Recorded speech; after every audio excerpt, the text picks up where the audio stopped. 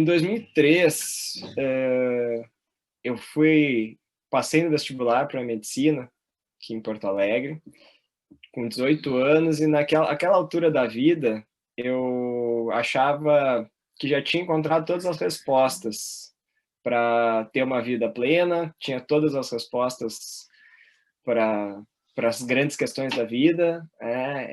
Eu tinha um grande orgulho de ter sido aprovado, né, um vestibular difícil, e Deus foi tão maravilhoso que já no primeiro semestre da faculdade ele me colocou num ambiente, num certo dia, numa sala com pessoas que estudavam as escrituras, e ali começou uma caminhada que segue até hoje, mas que naquele momento eu percebi que as verdades que eu tinha construído talvez não fossem tão verdades assim, né? Foi quando Deus balançou algo dentro de mim, que toda aquela verdade que, né, hoje eu olho para trás e vejo, nossa, quanta soberba, né? Aos 18 anos tu achar que já sabe tudo, mas a gente é assim, né? Os provérbios falam como a juventude é associada a uma certa tolice até de como a gente vê a vida. Mas eu sempre tive essa questão de buscar o que é a verdade. Naquele tempo eu achava que toda a verdade era explicada nos livros, na ciência, no estudo. E quando a gente começa a se aprofundar em certos conhecimentos, como foi com a medicina, que é a minha profissão, a gente vê que existem muito mais dúvidas do que certezas, e cada vez mais Cristo vai se consolidando e vai ocupando o seu papel de verdade quando a gente começa a se aproximar disso. Então, nesse anseio lá, nesses primeiros anos de caminhada com Cristo, eu tinha uma grande curiosidade, um grande desejo de investigar a verdade, porque eu pensava assim, se a Bíblia é verdadeira, se Cristo é verdadeiro, se Deus é verdadeiro, nós vamos encontrar evidências, nós vamos ver provas, nós vamos ver coisas acontecendo, nós não precisamos ter medo de investigar algo que é verdadeiro, né? E se esse Deus é um Deus que de fato criou todas as coisas, ele naturalmente deixou seus rastros, né? Deixou suas marcas na criação. Então, esse assunto me instigou muito, por ser, acho que está envolvido no ambiente acadêmico, faculdade, tudo, essa questão da pesquisa, do investigar a verdade, me chamou muito a atenção. E esse título, né, da verdade além da fé, fala um pouco desse trabalho, desse estudo, que nos mostra assim, olha, a nossa fé, ela tem um alicerce. O que eu quero trazer com esse estudo é a gente entender, ok, que alicerce é esse? Né? Ele é um alicerce racional, sensato ou ponderado que a gente pode botar aos nossos pés, ou se trata meramente de uma vontade de acreditar em algo que não tem nenhuma prova? Essa é a grande pergunta, né? Por isso, a questão é se existem evidências para nós acreditarmos nas questões a respeito de Deus, das Escrituras, de Cristo. E esse assunto da verdade, ele é um assunto fantástico, porque a gente pode olhar para a história da humanidade e ver como a verdade é algo divisor de águas, é algo que define a nossa vida e a nossa morte. Esse quadro, que é bem um clássico, né, nos Estados Unidos, talvez Douglas e Ellen já tenham visto, é o Leito de Morte de George Washington. É um emblema, porque George Washington foi o primeiro presidente americano, e aos 67 anos, ele morava na sua fazenda já, né, e ele acordou um dia com dor de garganta, com febre, acordou ruim, foi piorando até o meio-dia, e aí foi para sua cama e pediu que chamassem os médicos, né, daquela época. Ele tinha um médico, um assistente, e naquela época, basicamente, o que a medicina oferecia para as pessoas doentes era um tratamento que nós chamamos de sangria, né, que se trata de cortar uma veia e deixar a pessoa sangrar por um tempo.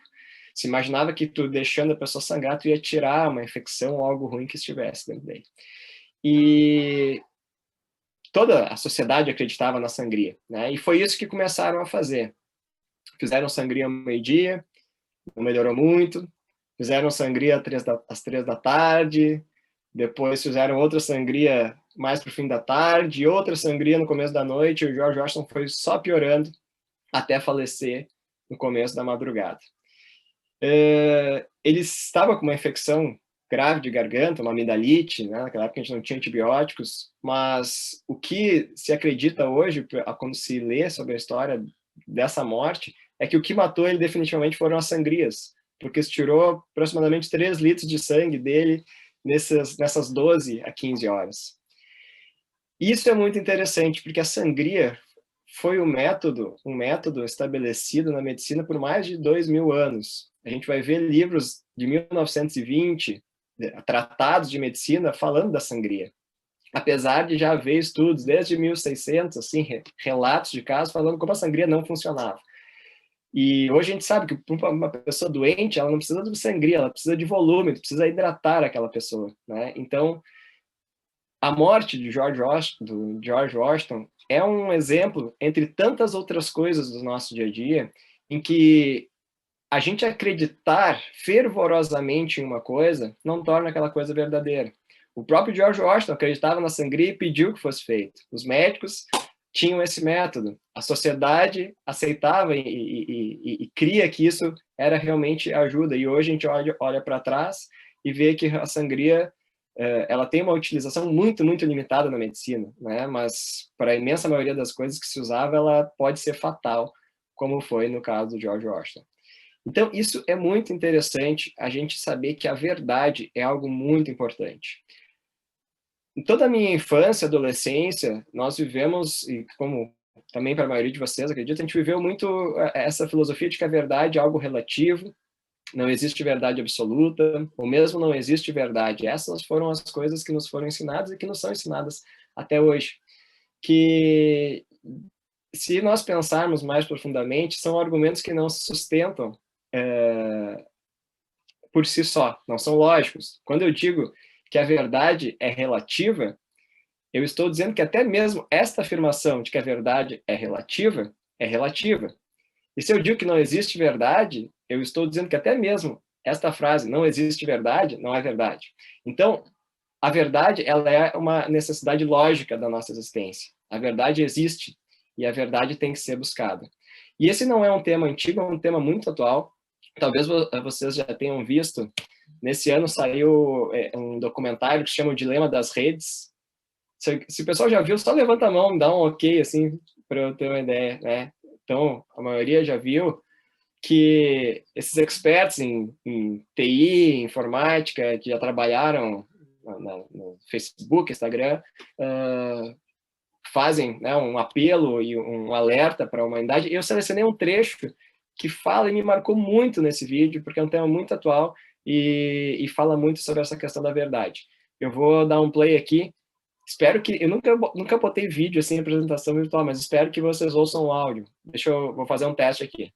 Trillions of these newsfeed posts.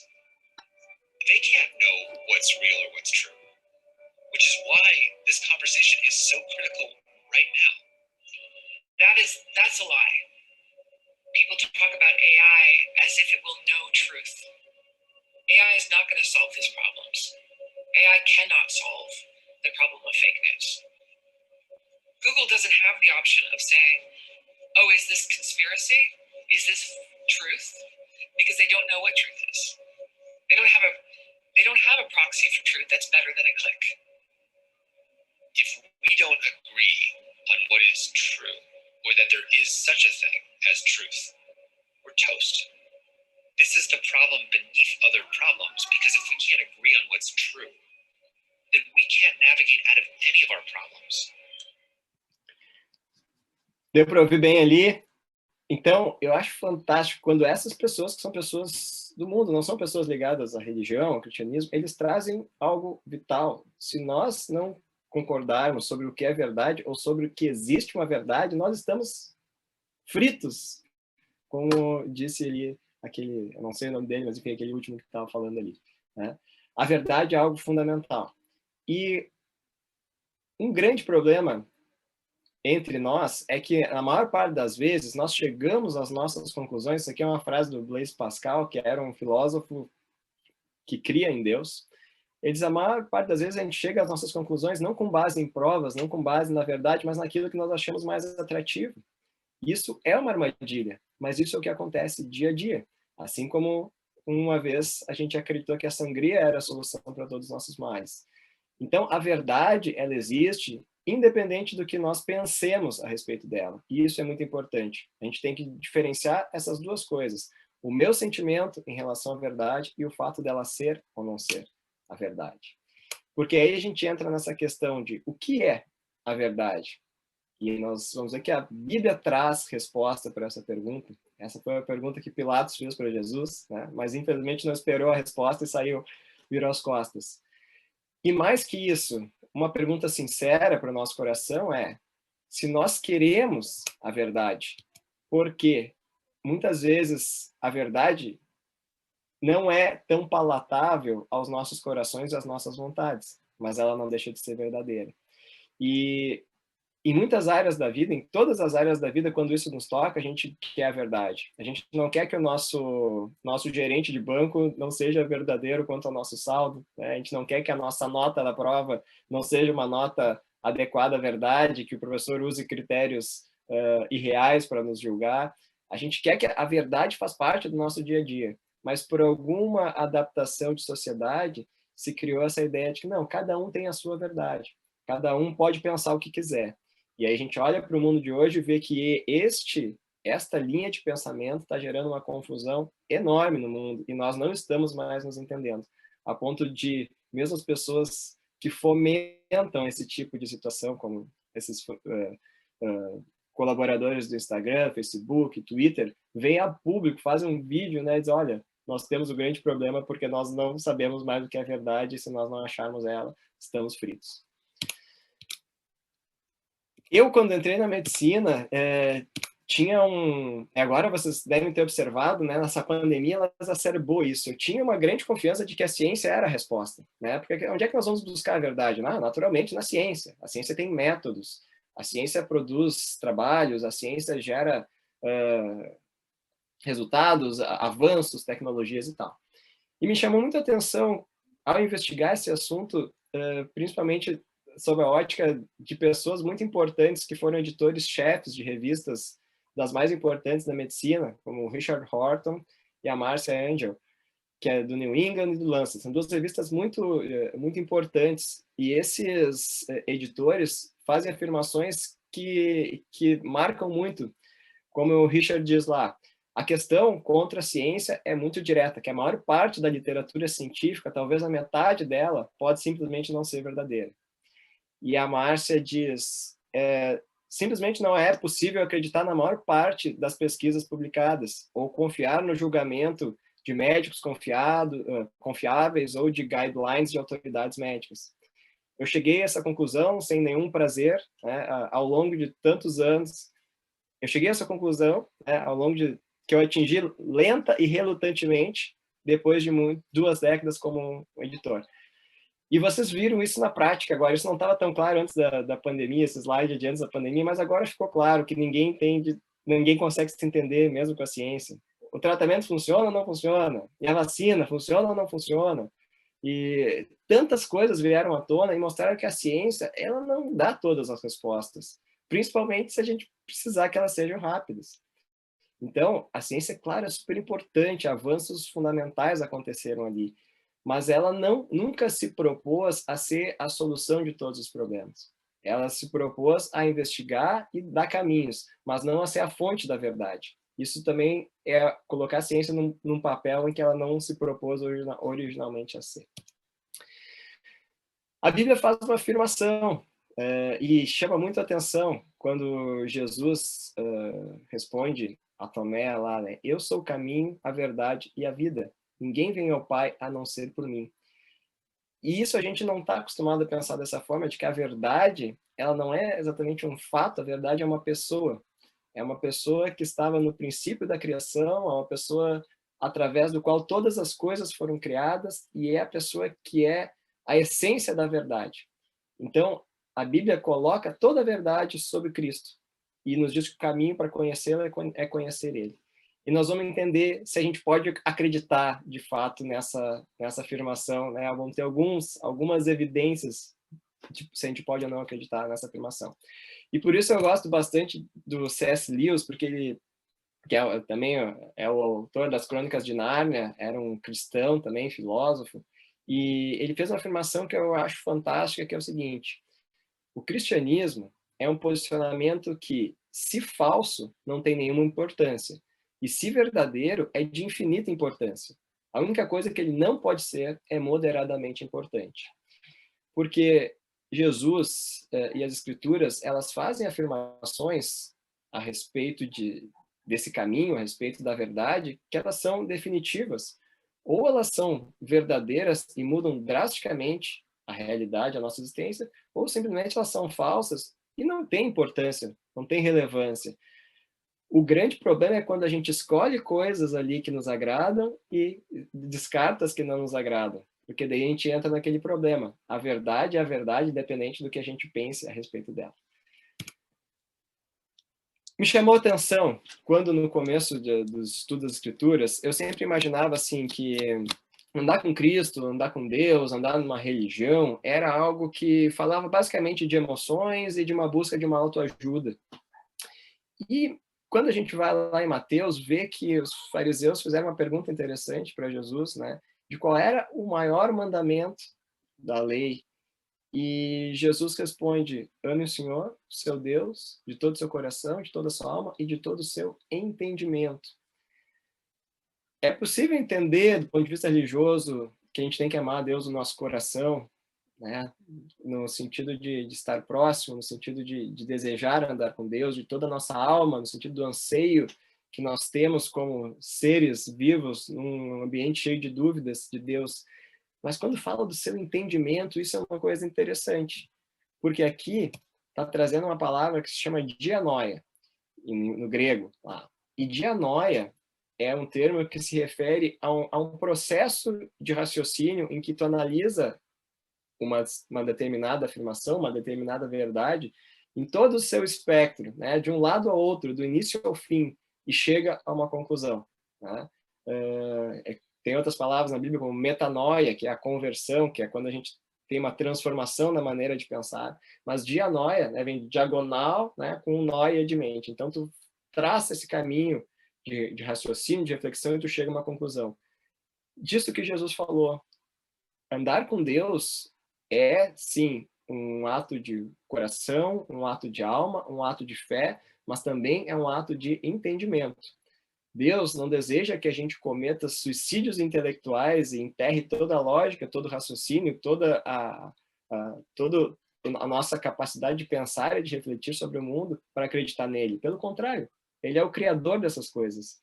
O criador desse mundo que funciona com uma lógica, o criador dessa natureza que, através do seu estudo, foi possível construir uma ciência, porque a natureza tem lógica. Então, Deus tem lógica, Deus tem inteligência, e a gente pode também se aproximar de Deus, não só lendo a Bíblia, mas também lendo a natureza, estudando, né? Que é o segundo livro que Deus escreveu, é a sua criação. Então, entendimento é algo importante no nosso relacionamento com Deus. Isso me chama muita atenção quando comecei a estudar as Escrituras e me deparei com essa passagem. Falando, então, sobre esse livro, né, sobre a Bíblia, que é um livro tão espetacular, mas também tão misterioso, cheio de mistérios, dúvidas, incertezas. Entender um pouco mais do que se trata esse livro é algo importante para a gente se aproximar. A Bíblia se estima que tem aproximadamente 6 bilhões de exemplares publicados, não tem dados oficiais disso, porque a publicação de Bíblia é uma coisa, né, que não é controlada. E a gente vai encontrar a primeira Bíblia completa impressa ali por volta de 1455, que é essa Bíblia de Gutenberg, né, que inventou a prensa lá, né, e a Bíblia, então, foi o primeiro livro impresso, né, nesse novo momento da história da humanidade em que se passou a imprimir livros. Traduzido em mais de 2.500 línguas ao redor do mundo, então é disparado o livro que mais circula na humanidade. A apesar de nós termos uma Bíblia impressa de 1450, nós temos todo o Novo Testamento que se chama o Novo Testamento mais antigo é o Novo Testamento manuscrito, que é chamado de Codex Sinaiticus, que data aproximadamente 350 depois de Cristo. Esse Codex Sinaiticus ele é um projeto já internacional, tem um site, tu pode acessar os manuscritos, tu pode saber sobre a história dele, enfim, mas para nosso estudo hoje, o importante é que nós temos lá, então, 350 depois de Cristo, uma compilação em que nós temos o Novo Testamento completo, tá? Datando dessa época. E o que é interessante é que o segundo livro mais publicado do mundo é o livro vermelho de Mao Tse Tung. Existe uma exigência na China de que cada família tenha esse livro em casa, então existem cerca de, se estima, 900 milhões de publicações, mas isso para um comparativo para ver assim que a Bíblia realmente é um livro que circula muito, e isso tem uma importância, né? O fato dela ser extremamente publicada ao redor do mundo. A pergunta que é muito interessante a esse respeito é como a Bíblia foi formada, né? Deixa eu ver se eu só mudo aqui aqui. Tá. Como a Bíblia foi formada? Essa é uma dúvida que eu sempre me peguei, né? Sempre achei interessante estudar esse assunto. A Bíblia, então, tem duas partes. Tá? Ela tem um Velho Testamento, que é composto por 39 livros, e esses livros foram manuscritos. A Bíblia, ela é uma compilação de diversos livros. Embora a gente compreenda que, espiritualmente, ela tem um autor que é Deus, ela foi escrita por várias pessoas diferentes, inspiradas pelo Espírito Santo. Então, nós temos 39 livros lá no Velho Testamento, que é os livros compilados antes da vida de Cristo, e que foram escritos, são manuscritos de 1100 a.C. até 2 a.C., reunido pelos mestres da lei judaicos. Tá? Esses mestres da lei fizeram no século 2 a.C. a tradução desse Velho Testamento, que estava em aramaico e hebraico, para o grego. Então, a gente tem essa versão do Velho Testamento, que é chamada Septuaginta, que é a versão em grego do Novo Testamento, do Velho Testamento, desculpa, que aí, em grego, esse Velho Testamento pôde circular, né, mais pelo mundo, não só limitado aos judeus, né, até pela língua. Uma coisa interessante sobre o Velho Testamento é que, até pouco tempo, se tinha uma noção de que o Velho Testamento era um compilado de livros históricos, lendas, mitos judaicos, coisas que tinham sido alteradas ao longo da história. Então, a credibilidade do Velho Testamento era algo muito questionado cientificamente e na história.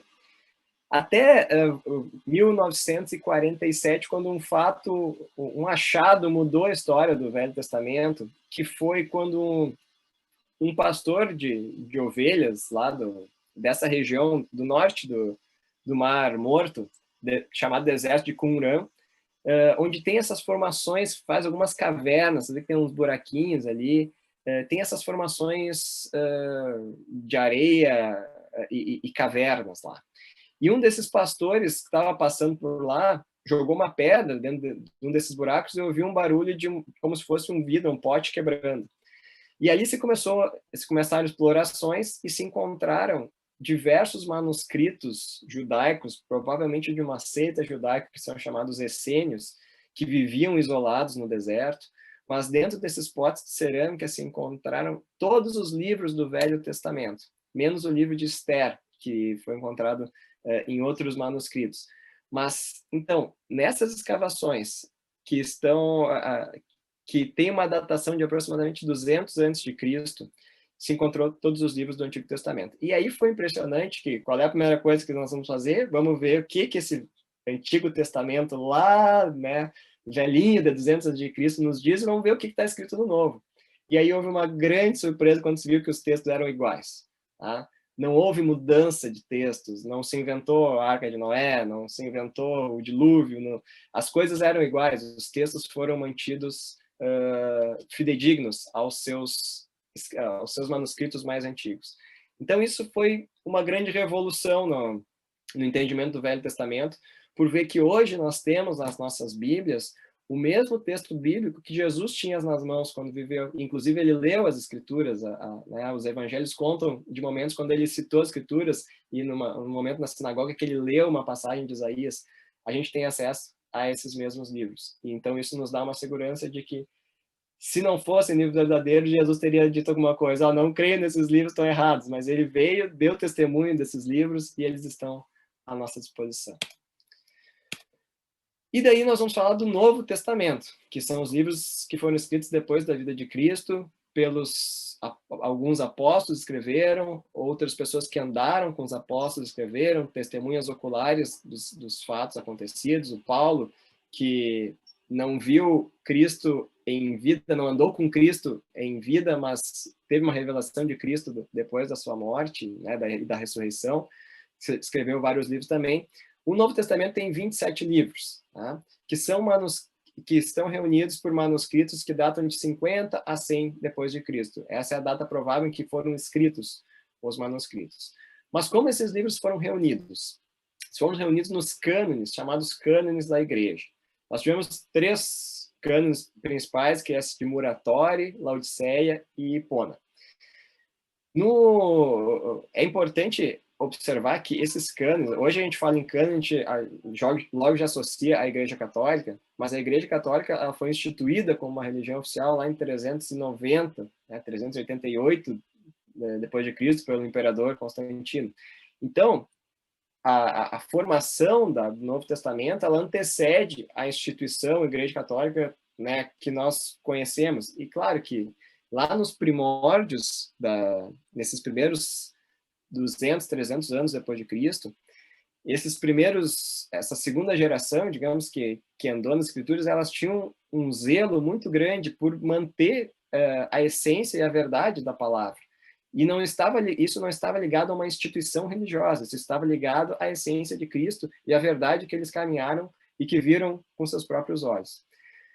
Então, esses foram os momentos de compilação desses escritos, e quando aqui nós temos o Códex Sinaíticos, que trata ali de mais ou menos 360, porque ele contém esses 26 livros, na época de Laodiceia, no Concílio de Laodiceia. E quais eram as questões que faziam esses homens que se reuniram para entender se um livro era inspirado ou não? Eles tinham padrões, né? Eles tinham questões que eles tinham que responder para ver se o livro estava adequado à essência da verdade de Cristo ou não. Que eram essas 4 perguntas. O autor era apóstolo ou tinha conexão próxima com algum apóstolo? O livro é aceito pela maioria do corpo da Igreja de Cristo? O livro tem consistência e é ortodoxo em sua doutrina e ensino? O livro carrega evidência de valores morais e espirituais elevados que refletem a obra do Espírito Santo. Então, era preciso responder essas 4 perguntas afirmativamente para que um livro fosse considerado digno de compilar as Sagradas Escrituras. Por isso que nós vamos ver, hoje a gente vê às vezes muitas polêmicas sobre os textos apócrifos, né, que são textos que não passam em algum desses critérios de acordo com a análise desse grupo que montou as Escrituras, que eram pessoas dessas primeiras gerações que tinham ainda a vida e a presença de Cristo muito fortes, tá? E tentaram fazer a verdade estar presente nas páginas das Escrituras. Bom, se nós queremos saber a verdade sobre as Escrituras, se nós queremos entender se isso é algo que nós podemos crer ou não, nós temos que responder principalmente 2 perguntas. Primeiro, se Jesus de fato existiu, se ele foi de fato uma pessoa, um personagem histórico, e se os evangelhos são confiáveis. Se nós temos prova de que Jesus de fato existiu, e se nós temos provas de que os evangelhos contam a verdade a respeito dele, nós temos resposta para essa questão da veracidade da Bíblia. E nós podemos confiar, né, nas Escrituras. E aí, o que é importante a gente entender, isso é uma coisa que eu tinha muita dúvida também, é o seguinte: a gente sabe que Cristo morreu por volta de 30 a 33 depois de Cristo, e nós temos o Novo Testamento completo datando de aproximadamente 350, 360 depois de Cristo.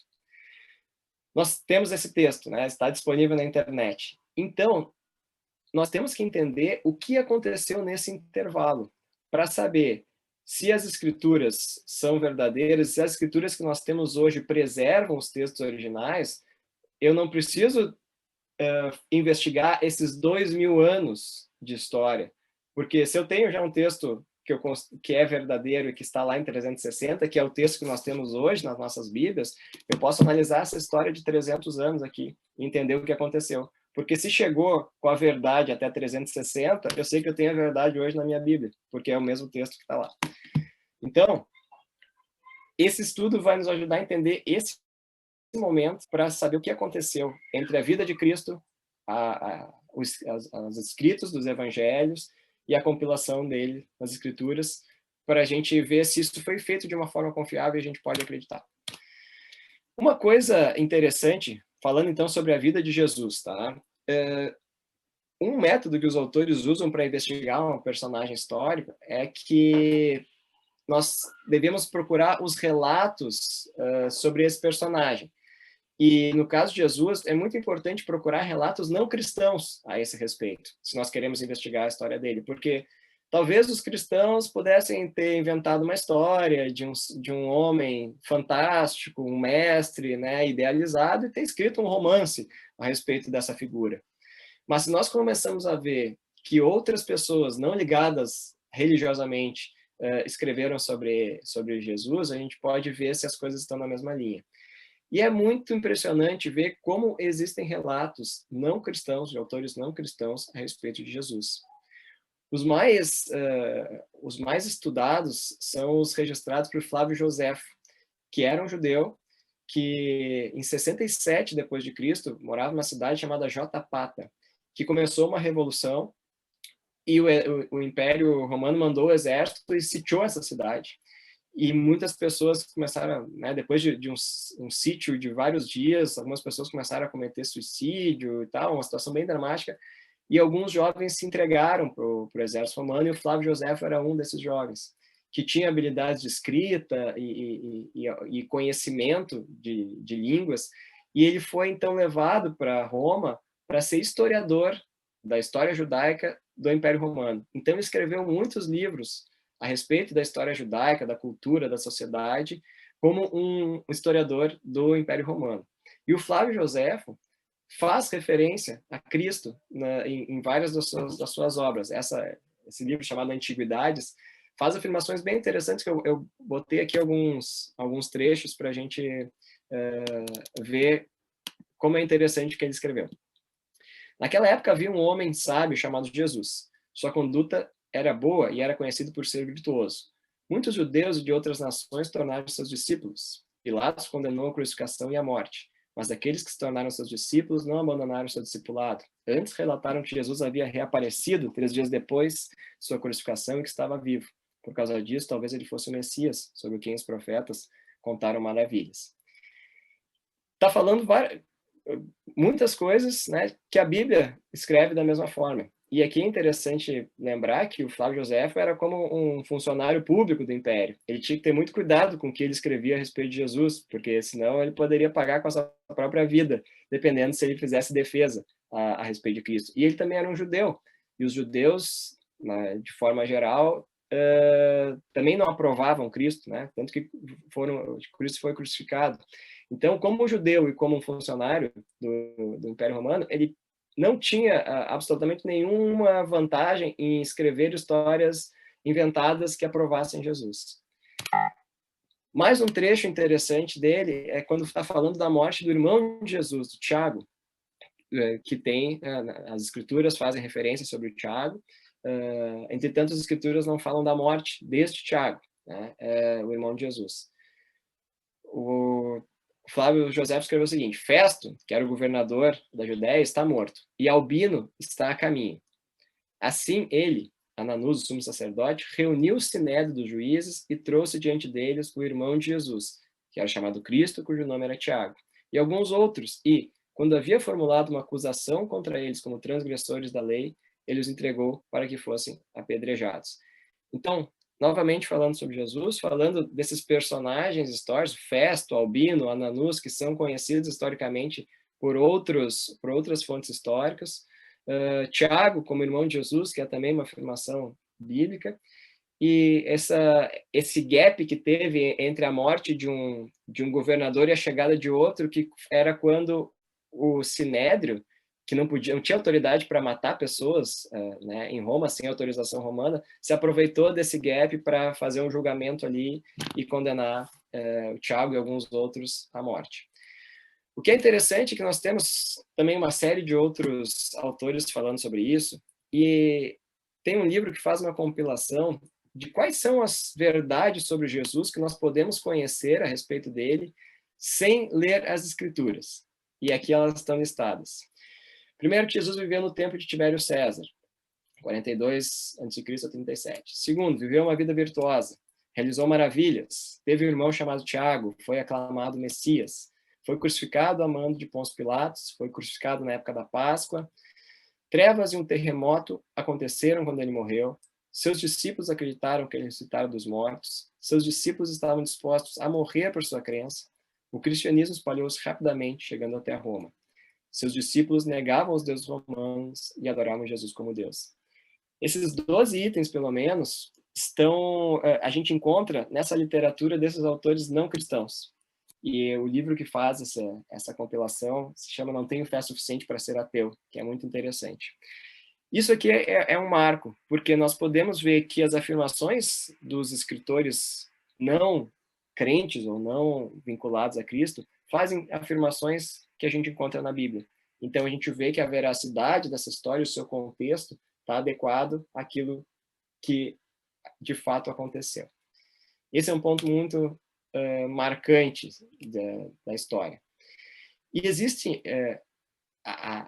sobre a vida de Jesus, algo, assim, curiosidades até importantes. A gente vê assim, que Jesus é descrito amplamente por fontes cristãs e não cristãs, mais até mesmo que o próprio Tibério César, que era o imperador da sua época. A gente tem cerca de 43 autores não cristãos fazendo referência a Cristo nos primeiros 150 anos de sua morte, enquanto o próprio Tibério, como imperador romano, tem 10 referências. Isso é importante, tá? Porque a gente ainda houve dúvidas sobre, não, mas nem sabe se Jesus existiu, né? E isso é realmente a gente querer produzir uma verdade de acordo com o que nós pensamos, mas não há nenhuma base histórica para a gente afirmar esse tipo de coisa. Mesmo ateus confirmam essa verdade. O Gerd Ludman é um teólogo ateu. Eu nem sabia que isso existia, mas, enfim, existe. E entre os seus escritos ele escreve: a morte de Jesus em consequência da crucificação é indiscutível. Ou seja, Jesus veio, existiu e morreu na cruz. E a gente tem aqui no Brasil o Luiz Pondé, que é um filósofo que é bem popular, que também faz a afirmação, é um ateu. A existência de Jesus histórico é inegável. Então, Jesus é uma pessoa na história, e a história contada fora das Escrituras é muito similar à história contada dentro das Escrituras. A gente pode confiar naquilo que está escrito. Porém, será que essa história é real? Será que nós temos cópias precisas? Ou será que as coisas que foram escritas lá no começo foram alteradas ao longo dos anos e hoje a gente já não pode mais acreditar? Isso nós podemos também fazer uma série de conclusões a respeito do que nós temos. Qualquer livro da história antiga, se quiserem também fazer alguma pergunta aí, tá? Podem me interromper e a gente vai tirando dúvida, tá? Qualquer livro da história antiga, se a gente pegar a Ilíada de Homero, os escritos de Platão, um dos principais métodos para a gente saber se essas cópias são verdadeiras, são confiáveis, é a gente ver a quantidade de cópias dos originais que existem. Por quê? Nenhum desses livros da história antiga tem os seus originais preservados. Nem a Bíblia, nem a Ilíada, nem Platão, nem Demóstenes, nada. Tudo que nós temos sobre esses autores são cópias. Então, nós temos que ver a quantidade de cópias que nós temos sobre desses autores para a gente saber se isso é verdadeiro. Existe toda uma ciência dessa avaliação histórica de textos que se chama crítica textual. E, basicamente, é o seguinte: se eu tenho 3 cópias de um original, eu tenho uma determinada chance de que essas cópias estejam erradas.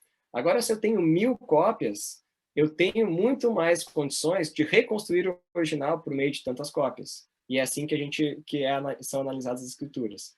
Elas são disparadamente os livros que têm mais cópias manuscritas dos seus originais, né? Tem 5.600, mais 5.600 cópias manuscritas, enquanto a Ilíada de Homero, que é o segundo do ranking, tem 643. Com tantas cópias, é possível tu sobrepor as cópias. Por exemplo, eu tenho 100 cópias do Evangelho de João, eu consigo sobrepô-las, né, por tecnologia aí de computador, tecnologia da informação, e eu consigo preencher lacunas, corrigir palavras e chegar a uma precisão muito grande do original por meio dessas cópias. Praticamente todos os textos da história antiga são reconstruídos dessa forma. Então, em termos de quantidade, o Novo Testamento é disparadamente o primeiro do ranking. E aqui eu trago o que é bem interessante, que é o papiro mais antigo encontrado, que é um trecho do Evangelho de João, que é o papiro de Ryland, que se estima a data de 100 a 125 depois de Cristo. E esse papiro foi encontrado no Egito. E é bem interessante que ele está falando, faz referência, o texto que consta ali é de João 18, 37 e 38, que é justamente essa passagem que Jesus está conversando com Pilatos, e Pilatos pergunta o que é a verdade, né? É muito interessante que nós tenhamos esse trechinho, né, nesse papiro. Mas o que é importante entender aqui? Nós já temos um escrito, né, que o que se pode pegar desse texto é o que está nas escrituras hoje, em João 18:37, se identifica esse trecho, e esse papiro já estava no Egito.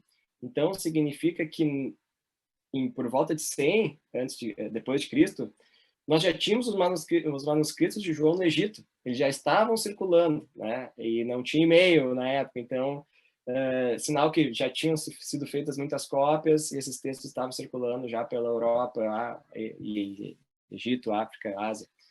Então, é bem marcante essa provinha, né, histórica da Bíblia e de como ela já se disseminou logo nos primeiros anos depois da vida de Cristo.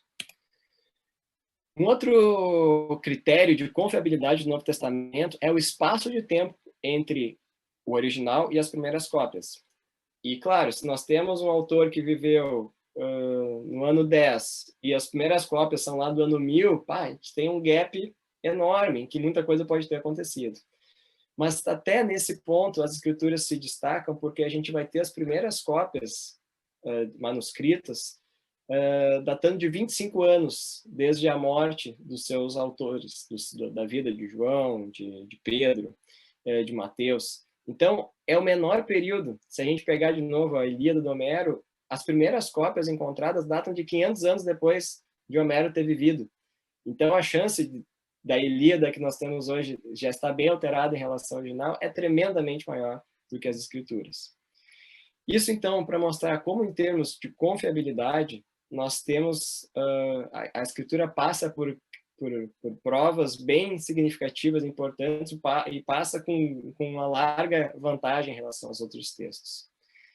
Então, nós temos, em relação ao Velho Testamento, os manuscritos do Mar Morto. Esse aqui, então, resumindo até onde a gente chegou. Manuscritos do Mar Morto, mostrando que os textos que nós temos hoje eram os textos lá originais do tempo de Jesus. Nós temos todas as fontes não cristãs falando a respeito de Cristo. E um ponto importante é nós sabermos o seguinte. Ok, será que... Vocês veem o meu cursor aqui, o meu mouse? Tá. Se nós temos livros aqui de pertinho de Cristo, isso é muito bom, porque eles falam, né, de um período bem próximo de Cristo, com mais chance deles serem verdadeiros. Mas se nós temos livros que foram escritos aqui, nós já temos uma maior chance de termos livros não tão fidedignos. E por que nós temos evidência de que todos esses livros foram escritos aqui bem próximos? Além disso que eu já falei, do manuscrito de John Ryland e outros achados nessa primeira data, a gente sabe o seguinte: o ano 70 depois de Cristo é um ano marcante, talvez a data uma das mais marcantes para a história judaica, que é a queda, a destruição do templo, né? E hoje a gente tem lá, né, o muro do templo o Muro das Lamentações, que é um símbolo desse povo, né, um símbolo da história também, e que está lá até hoje como um marco de um povo que teve a sua civilização, a sua estrutura destruída, né? Isso marcou a história judaica de forma ímpar. E nós não vemos nenhuma referência às escrituras sobre a destruição do templo, exceto a profecia que Jesus fez de que ele seria destruído, e o que de fato aconteceu no ano 70. Então, uma analogia seria o seguinte: se nós lermos um livro sobre a história de Nova York que não fale das Torres Gêmeas, a gente naturalmente vai saber que esse livro foi escrito antes da queda das Torres Gêmeas, porque qualquer pessoa que se propõe a escrever sobre a história de Nova York vai falar da queda das Torres Gêmeas. Como a gente vê que não há nenhuma referência à destruição do templo, e a gente tem, né, a história relatada junto com os evangelhos, a gente entende que os escritos datam de antes do ano 70. Um outro ponto importante foi o que nós falamos anteriormente, que é a morte do Tiago, irmão de Jesus. Isso é possível pelos escritos de Joséfo, por saber que aquele gap de governança do Festo aconteceu no ano de 62, a gente sabe que o Tiago morreu apedrejado em 62. E as escrituras falam do Tiago, né? E não falam absolutamente nada sobre sua morte. Enquanto que falam da morte de Estevão, falam da morte do outro Tiago, mas não falam da morte do Tiago, irmão de Jesus. Da mesma forma, entendemos que se houvesse a morte do Tiago no ano 60, num período em que já se soubesse, quando se estava escrevendo as escrituras, ela estaria relatada ali, mas não está.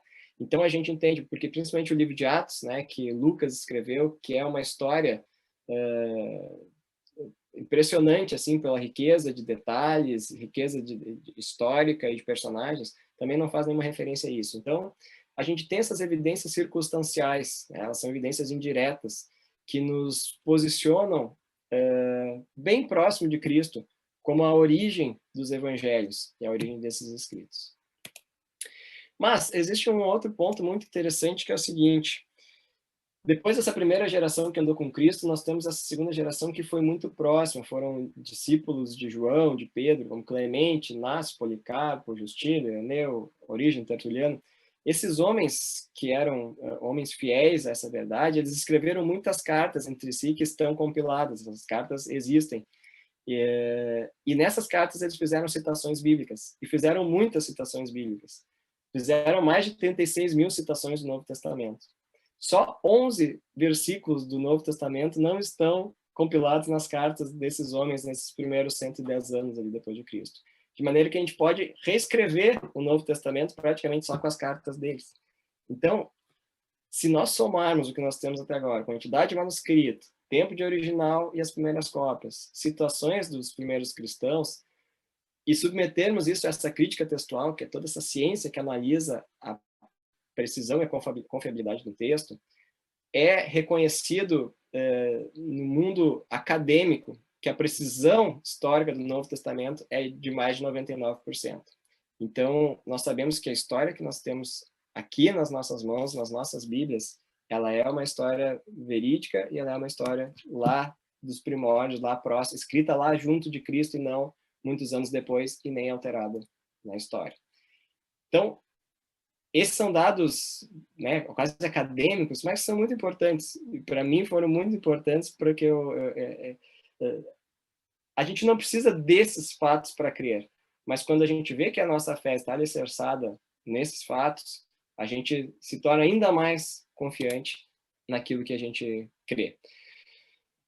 E um ponto interessante é o seguinte: ok, sabemos que temos esses textos que é bem preciso, que foram escritos lá juntos da vida de Cristo, mas como é que eu conheço a história? Como é que eu posso ter certeza que isso é verdadeiro? Como é que eu posso ter certeza que isso não foi uma conspiração, ou que algumas pessoas se juntaram, escreveram uma história miraculosa, falando sobre um homem que veio salvar a humanidade?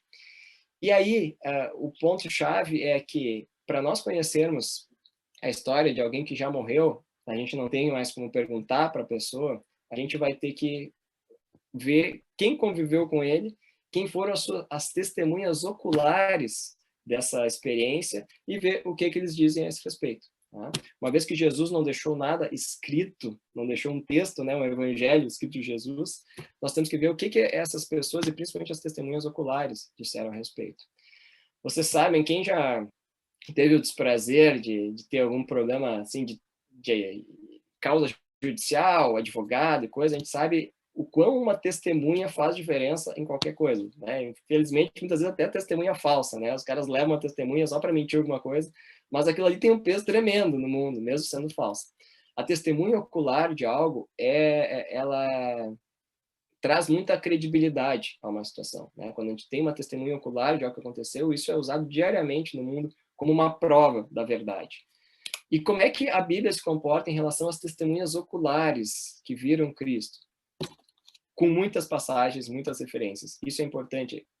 Pessoas que viveram com Cristo, que ouviram, que tocaram, que experimentaram essas experiências sobrenaturais que relatam no Evangelho, elas escreveram as escrituras para que a gente cresça. E eu selecionei 2 passagens aqui que fazem referência exatamente a isso. 1 Coríntios 15, Paulo diz assim: pois o que primeiro lhes transmiti foi o que recebi, que Cristo morreu pelos nossos pecados, segundo as Escrituras, foi sepultado, ressuscitou no 3º dia, segundo as Escrituras, e apareceu a Pedro e depois aos 12.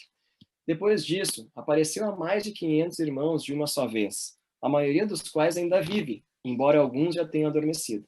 Depois apareceu a Tiago, então a todos os apóstolos, depois desse apareceu também a mim, como um que nasceu fora do tempo.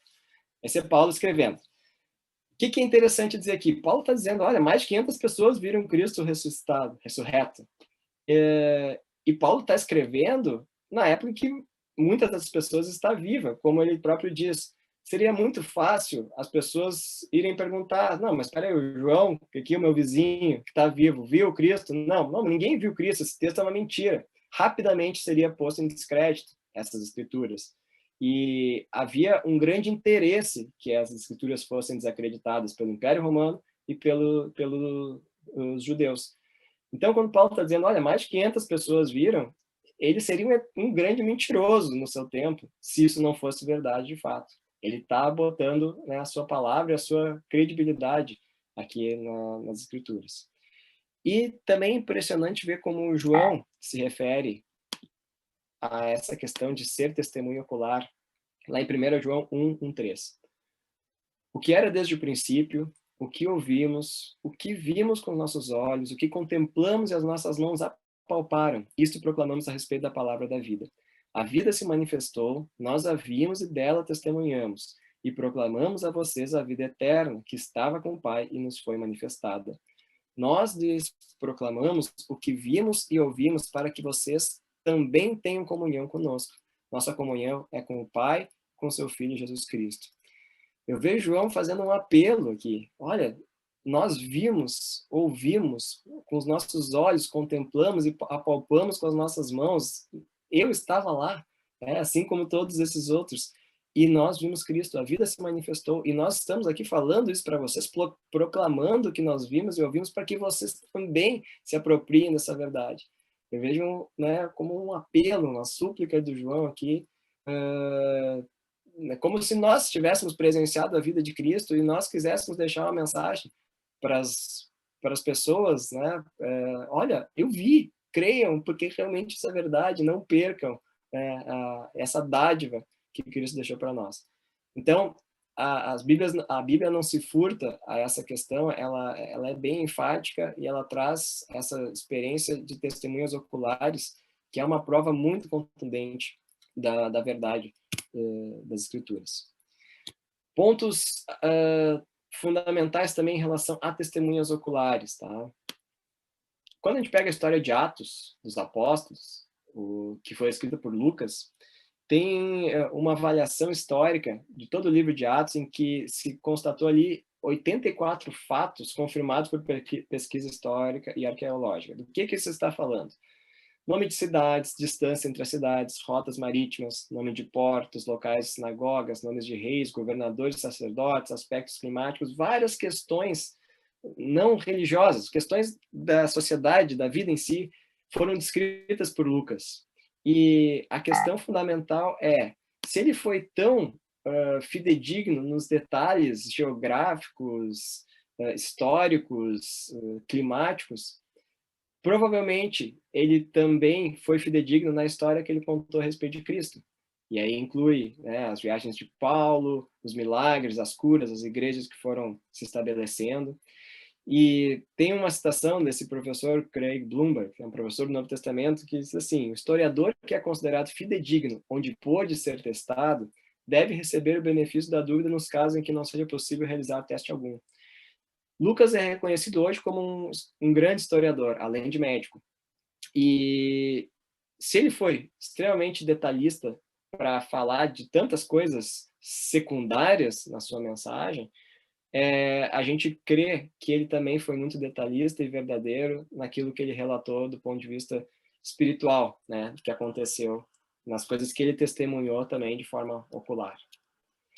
Essa mesma avaliação histórica foi feita com o Evangelho de João, e também ele tem 59 itens historicamente verificados, e isso é interessante porque a Bíblia, ela conta uma história que está dentro da história. Ela não, né, não tem personagens, tudo que se pode verificar de reis, de nomes, de cidades, tudo isso é possível comprovar, né? Vários itens a gente dá o ok, a Bíblia está, né, passa na prova, passa na prova, passa na prova.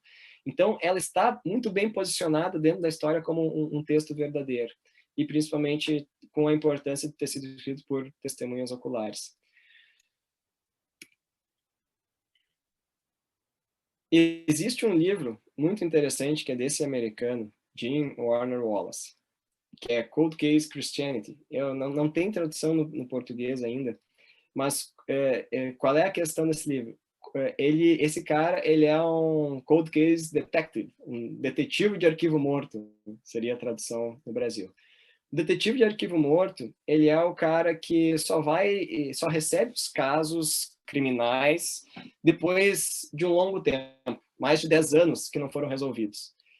Nesses casos, tu tem que implementar uma técnica de investigação que tu não conta com DNA, tu não conta com muitas evidências palpáveis, tu vai ter que ver os relatos das testemunhas, tu vai ter que ver as fotos, tu vai ter que ver textos de jornais. Então, tu vai ter que submeter uma análise crítica àquele material que não é muito vasto, mas o que é o que existe, o que ficou daquele caso, para tu investigar se é verdade ou não.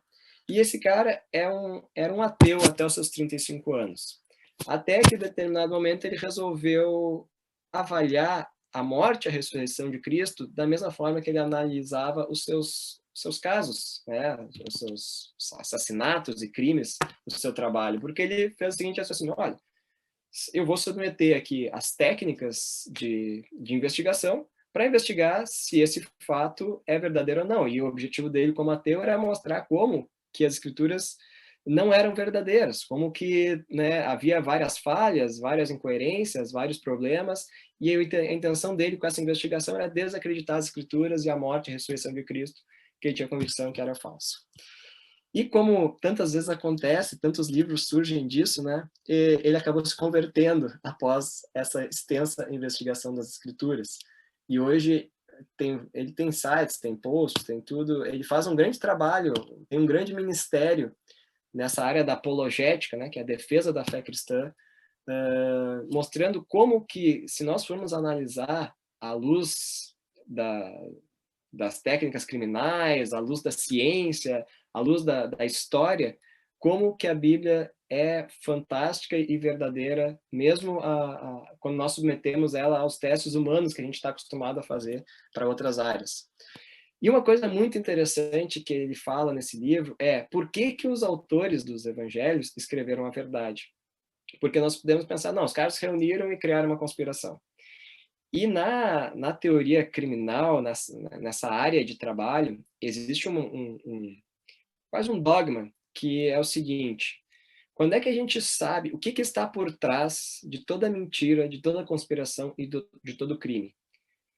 3 fatores podem estar por trás dessas coisas: ganância, luxúria, essa parte sexual e prazer, e busca por poder. Então entra o dinheiro, entra paixão, sexo, luxúria e busca por poder. Todos os crimes que se analisam na história, né, isso como detetive ele sabe muito bem, essa é a base que eles partem. Então eles tentam investigar, olha, ok, vamos ver em qual desses 3 itens vai se encaixar esse crime, né? Os autores têm alguma motivação relacionada a isso. E aí ele investigou também a vida de cada um dos autores e desses primeiros cristãos para ver assim, qual desses 3 a gente pode encontrar entre os primeiros cristãos, entre os apóstolos. E aí ele se surpreendeu muito quando ele percebe que o irmão de Jesus morreu apedrejado, que o Pedro foi crucificado, o André foi crucificado, Tiago, irmão de João, foi morto à espada, isso é que está relatado lá em Atos 12. O João morreu exilado, preso na ilha de Patmos. Paulo foi decapitado em Roma. Filipe também foi crucificado. Bartolomeu foi espancado, crucificado, decapitado. Tomé morreu atravessado por uma lança na Índia. E o Mateus foi morto à espada na Etiópia. Todos esses homens, testemunhas oculares de Cristo, morreram sem sucesso financeiro, sozinhos, perseguidos pela convicção em Cristo. Então, por que uma pessoa que viveu com Cristo, que viu, sabemos que ele é um personagem que existiu de fato, por que uma pessoa que viveu com ele, que experimentou, que ouviu, que viu coisas e levou essa mensagem adiante, por que ele não estaria falando a verdade? Levou até o ponto de pagar com a sua própria vida por essa verdade. E aí o que esse Jim Warner chega à conclusão, olha, não há nenhum motivo para esses homens terem falado alguma mentira ou ter feito alguma conspiração, porque eles foram testemunhas oculares e levaram essa mensagem pagando preço com as suas vidas, mesmo sem nenhuma daquelas premissas criminosas, né, de luxúria, ganância e poder. Então isso é um impacto muito forte sobre a historicidade das escrituras. Se nós formos pensar, né, se nós pudéssemos hoje fazer um tribunal da verdade, né, e chamarmos 7 testemunhas oculares que viram Jesus e que estão dispostas a morrer por aquilo que estão afirmando, certamente em qualquer tribunal do mundo, 7 testemunhas oculares falando a mesma verdade, dispostas a morrer por isso, seriam considerados verdadeiros em qualquer lugar. Né? E as escrituras têm essa base, ela está aí, está disponível. A força da evidência das escrituras é tremenda. Ela não é reprovada em nenhuma das análises quando a gente submete ela a essas avaliações mesmo humanas sobre a verdade. Então, finalizando, pessoal, sobre Jesus a gente tem diversas fontes não cristãs, a gente tem testemunhos antigos o suficiente, a gente vê que eles são lá antes de 60 depois de Cristo. A gente tem uma abundância de cópias, mais qualquer outro livro. A gente tem testemunhas oculares dispostas a morrer por essa verdade que eles presenciaram. O exemplo e vida dos seguidores. E um ponto que dá assunto para um outro estudo.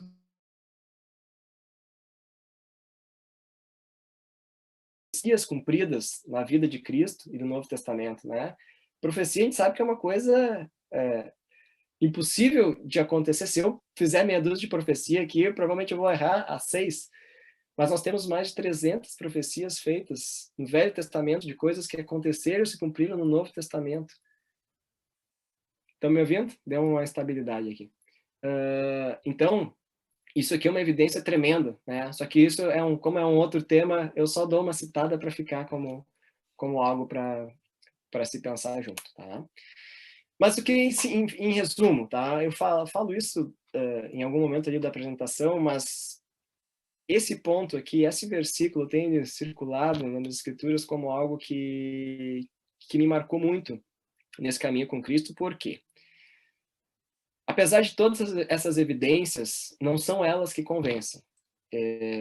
A gente pode ter provas, a gente pode, né, levantar um mar de evidências, mas andar com Deus, andar com Cristo, isso é realmente uma obra sobrenatural. É algo que acontece além da mente, acontece no coração, na alma, na consciência, e é realmente uma obra do Espírito Santo.